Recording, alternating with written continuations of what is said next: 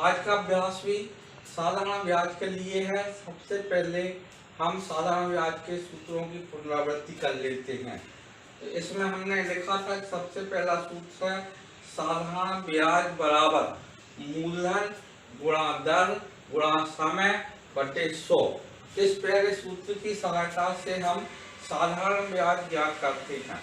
जब प्रश्न में हमें मूलधन दर और समय दिया हो और साधारण ब्याज ज्ञात करना हो तो यह सूत्र लगाकर हम साधारण ब्याज की गणना करते हैं। दूसरा सूत्र है मूलधन का। यह सूत्र मूलधन ज्ञात करने के लिए उपयोग में लाया जाता है जब प्रश्न में हमें ब्याज दिया हो, दर दी हो और समय दिया हो, तब हम इस सूत्र की सहायता से मूलधन ज्ञात करते हैं। इसमें तीसरा जो सूत्र है वो दर ज्ञात करने के लिए है और इसको पढ़ेंगे दर बराबर ब्याज गुणा 100 बटे मूलधन गुणा समय। और जब हमें प्रश्न में ब्याज मूलधन और समय दिया हो, दर ज्ञात करना हो, तो हम इस तीसरे सूत्र का उपयोग करते हैं। चौथा सूत्र है समय ज्ञात करने के लिए। तो समय बराबर ब्याज गुणा 100 बटे मूलधन गुणा दर, और इस सूत्र की सहायता से हम समय ज्ञात कर सकते हैं। फिर 3 सूत्र और हैं। 5वें नंबर पे जब हमें मूलधन पता हो और ब्याज पता हो तो मूलधन और ब्याज को जोड़ देते हैं तो मिश्र धन हो जाता है। मिश्र धन पता हो और ब्याज पता हो तो मिश्र धन में से ब्याज यदि हम घटा देते हैं तो ये मूलधन प्राप्त हो जाता है। इसी तरह से 7वें सूत्र का उपयोग मिश्र धन में से मूलधन घटाकर ब्याज प्राप्त करने में करते हैं। अब हमें देखना है कि इसमें साधारण ब्याज के लिए 2 सूत्र हैं। पहला सूत्र ये है और दूसरा सूत्र ये 7वें नंबर पर है। तो इसमें पहले सूत्र में जो हमें प्रश्न में मूलधन दर और समय पता हो तब हम ये पहले सूत्र के माध्यम से साधारण ब्याज ज्ञात करते हैं। यदि हमें प्रश्न में मिश्रधन और मूलधन दिया है तो हम मिश्रधन में से मूलधन घटाकर ब्याज प्राप्त कर लेते हैं। इसी तरह से हमें मूलधन ज्ञात करने के भी 2 सूत्र हैं, एक ये है दूसरे नंबर का और एक 5वें नंबर का। तो इस दूसरे सूत्र में मूलधन ज्ञात करेंगे यदि हमें प्रश्न में ब्याज दर और समय दिया हो, और यदि हमें मिश्रधन और ब्याज पता है तो मिश्रधन में से ब्याज घटाकर हम मूलधन प्राप्त कर लेते हैं। तो वो 6वें नंबर का और दूसरे नंबर का सूत्र मूलधन ज्ञात करने के काम में आता है। अब दूसरा प्रश्न हमारे सामने है जिसे हमें हल करना है। प्रश्न को पढ़ता हूं मैं। राम ने 5000 रुपये 5% वार्षिक ब्याज दर पर 3 वर्ष के लिए किसी बैंक में जमा किए। बताओ 3 वर्ष बाद उसे कितना धन मिलेगा। प्रश्न को मैं एक बार फिर से पढ़ता हूँ। राम ने 5000 रुपये 5% वार्षिक ब्याज दर पर 3 वर्ष के लिए किसी बैंक में जमा किए। बताओ 3 वर्ष बाद उसे कितना धन मिलेगा। अब इस प्रश्न को हम हल करेंगे तो सबसे पहले देखेंगे कि इस प्रश्न में क्या क्या दिया है और उसे हम लिखेंगे। तो इस प्रश्न में सबसे पहले जो मूलधन दिया है 5000 रुपये, मूलधन बराबर 5000 रुपये, ऐसा हमने लिख लिया। फिर इसके बाद ब्याज की दर दी है 5%, तो हम लिखेंगे दर बराबर 5% वार्षिक। और फिर इसमें समय दिया है, राम ने कितने समय के लिए बैंक में जमा किए, तो समय हो जाएगा समय बराबर 3 वर्ष। अब हमने इस प्रश्न में जो दिया था वो लिख लिया। एक बार मैं फिर से बोल देता हूँ। मूलधन बराबर 5000 रुपये, ये हमें प्रश्न में मिलेगा। दर बराबर 5% वार्षिक, ये भी प्रश्न में दिया हुआ है।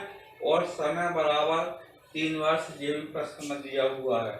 अब हमें ज्ञात क्या करना है, तो आखिर में है 3 वर्ष बाद उसे कितना धन मिलेगा। तो जब वो 3 वर्ष बाद बैंक जाएगा तो जो पैसा उसने जमा किया है, जो धन उसने जमा किया है, वो भी वो धन से वापस लेना चाहेगा, और फिर बैंक ने जो उस पर ब्याज दिया है वह भी वो बैंक से लेना चाहेगा। तो दोनों मिलकर मूलधन और ब्याज सहित वो राशि साथ लाएगा तो वह मिश्रधन कहलाएगी। तो हम कहेंगे कि इस प्रश्न में हमें मिश्रधन ज्ञात करना है, लेकिन मिश्रधन ज्ञात करने से पहले हमें साधारण ब्याज ज्ञात करना होगा। तो 5,000 रुपये का 5% वार्षिक ब्याज दर से 3 वर्ष का साधारण ब्याज कितना हुआ, और जब हम ब्याज ज्ञात कर लेंगे तो उसे मूलधन में जोड़कर मिश्रधन प्राप्त कर लेंगे। सूत्र इस सवाल में पहला सूत्र साधारण ब्याज वाला उपयोग होगा। सबसे पहले हम साधारण ब्याज ज्ञात करेंगे। तो साधारण ब्याज बराबर मूलधन गुणा दर गुणा समय बटे 100, और फिर दूसरे में मूलधन धन ब्याज। हमें मूलधन पता है 5,000 रुपये है, ब्याज हम निकालेंगे और वो साधारण ब्याज मूलधन में जोड़ देंगे तो हमें मिश्रधन पता चल जाएगा, और हम कह सकते हैं कि 3 वर्ष बाद वो कितना धन वापस घर लाएगा। अब हमें पता है कि इस प्रश्न में मूलधन 5,000 रुपये दिया हुआ है, दर 5% वार्षिक है और समय 3 वर्ष है। अब हमें मालूम है कि सबसे पहले हमें साधारण ब्याज ज्ञात करना है, क्योंकि बिना साधारण ब्याज ज्ञात करे हम मिश्रधन ज्ञात नहीं कर सकते।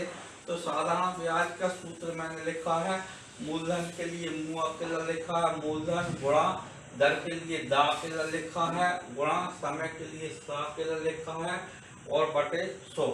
अब इस साधारण ब्याज के सूत्र में हम मान रखेंगे। तो मूलधन हमारे पास 5,000 रुपये है, तो हम सबसे पहले मूलधन की जगह पर 5,000 लिखेंगे। फिर दर, तो दर 5% वार्षिक है, तो दर की जगह पे हम 5 लिखेंगे, और समय हमारे पास 3 वर्ष है, तो समय की जगह पर 3 लिखेंगे, और बटे में 100। अब इसकी गणना हम करेंगे। तो ऊपर 5,000 है और नीचे 100 है, तो 100 से हम 5,000 को विभाजित करेंगे तो 50 बार विभाजित होगा। और यदि हम दूसरे तरीके से करें तो 100 के आखिर में 2 शून्य हैं, तो ये 2 शून्य से 5,000 के आखिर के 2 शून्य विभाजित हो जाएंगे, और हम कह सकते हैं कि अब 5,000 को जब हमने 100 से विभाजित किया तो इसकी जगह पर 50 बचा। अब बटे के नीचे, बटे की लाइन के नीचे 1 है, तो हम इसको छोड़ के ऊपर की जो संख्या है उनकी गणना करेंगे। तो ऊपर बचा 50 गुणा 5 गुणा 3। अब हम 50 में 5 का गुणा कर सकते हैं, और फिर जितना आएगा उसमें 3 का गुणा कर सकते हैं। इधर से करें तो 3 में 5 का गुणा कर सकते हैं, और फिर जितना आएगा उसको 50 में गुणा कर सकते हैं। तो हम 50 में पहले 5 का गुणा करते हैं। 50 में हम 5 का गुणा करेंगे तो 5 शून्य शून्य, और 5 में 5 का गुणा करेंगे तो 5 पंजे 25, 250 हो गए। अब 250 में हमें 3 का गुणा करना है, तो 3 शून्य शून्य और 5 15 के 5, हासिल का 1 रहेगा, 3 दूनी 6 और 1 7। ऐसा 750 रुपये हमारा साधारण ब्याज आया। अब हम कह सकते हैं कि राम ने जो राशि बैंक में जमा करी 5,000 रुपये, उस पर 3 वर्ष बाद बैंक कितना ब्याज देगा? 750 रुपये। अब जब वो बैंक से अपना धन वापस लाने जाएगा 3 वर्ष बाद, तो वो उसने जो जमा किए थे मूलधन 5,000 रुपये वो भी वापस जाएगा, और जो बैंक ने ब्याज दिया है वो भी वापस जाएगा 750 रुपये। तो वो घर लेके कितना धन आएगा? तो मूलधन 5,000 और 750 को हम जोड़ देंगे तो 5,750 रुपये मिश्रधन हो जाएगा, और वो 5,750 रुपये घर वापस लेके आएगा। अब हम मूलधन धन ब्याज इस सूत्र का इस्तेमाल करेंगे, और ये दोनों मिलकर मूलधन और ब्याज के मिश्रधन हो जाएंगे। अब हमारे पास मूलधन 5,000 रुपये है और 5,000 रुपये में ब्याज 750 रुपये जोड़ेंगे तो ये 5,750 रुपये हो जाएगा। यहाँ अलग भी हम जोड़ के देख सकते हैं। 5,000 धन 750 और इधर भी हमें ध्यान रखना है कि इकाई के नीचे इकाई, शून्य में शून्य जोड़ा तो शून्य, शून्य और 5 दहाई, दहाई में दहाई जोड़ेंगे तो 5 रहेगा। ये सैकड़ा है, शून्य और 7 तो 7 रहेगा और 1000 के नीचे कुछ नहीं है, 5 के नीचे तो 5। तो हम कह सकते हैं कि हमारा मिश्र धन 750 है, 5,750 है। मिश्र धन बराबर 5,750 रुपये और अंत में वो घर लेके 3 वर्ष बाद बैंक से कितना धन लेके आएगा, 5,750 रुपये। हम उत्तर लिख सकते हैं 5,750 रुपये।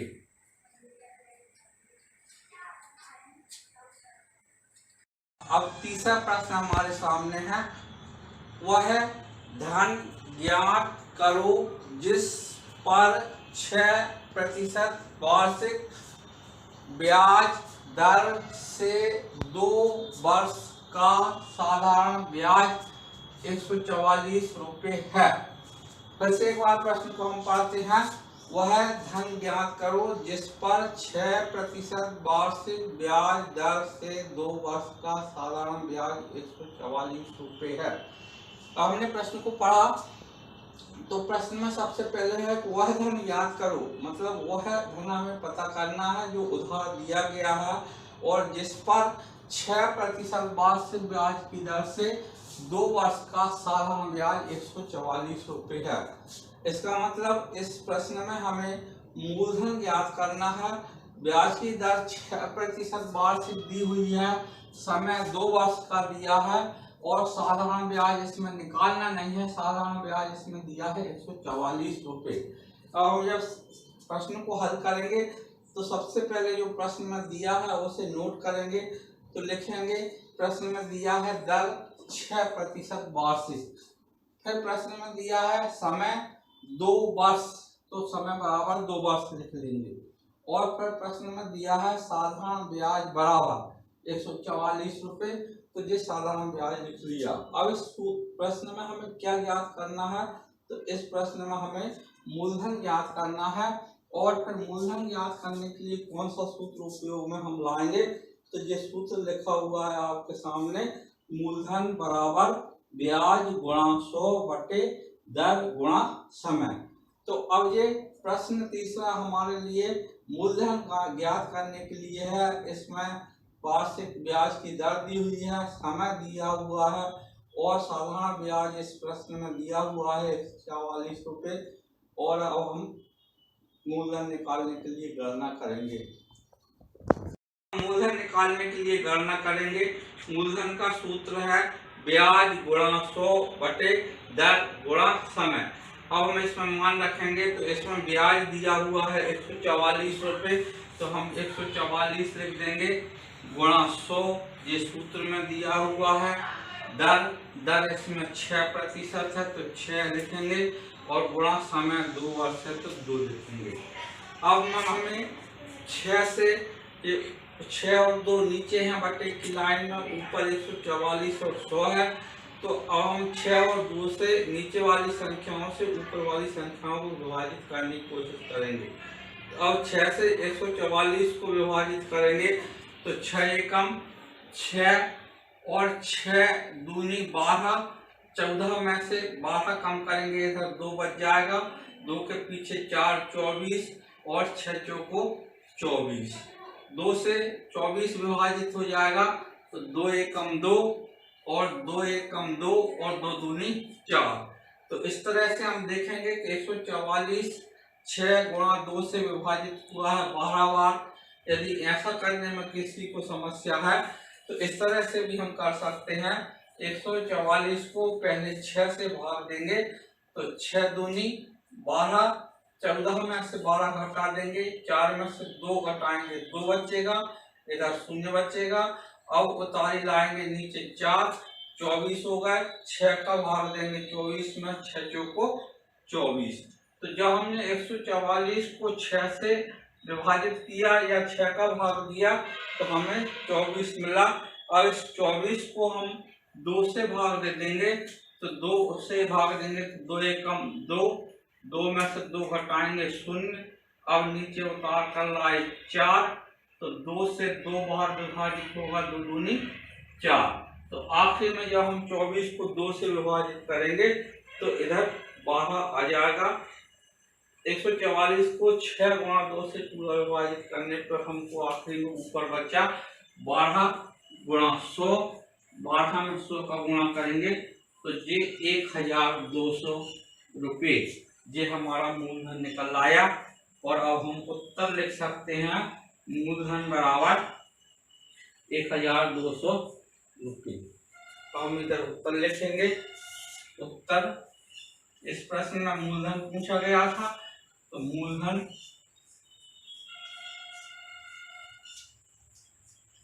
बराबर 1200 रुपये। अब हम कह सकते हैं कि 1200 रुपये पर 6% वार्षिक ब्याज दर से 2 वर्ष का साधारण ब्याज 144 रुपये है।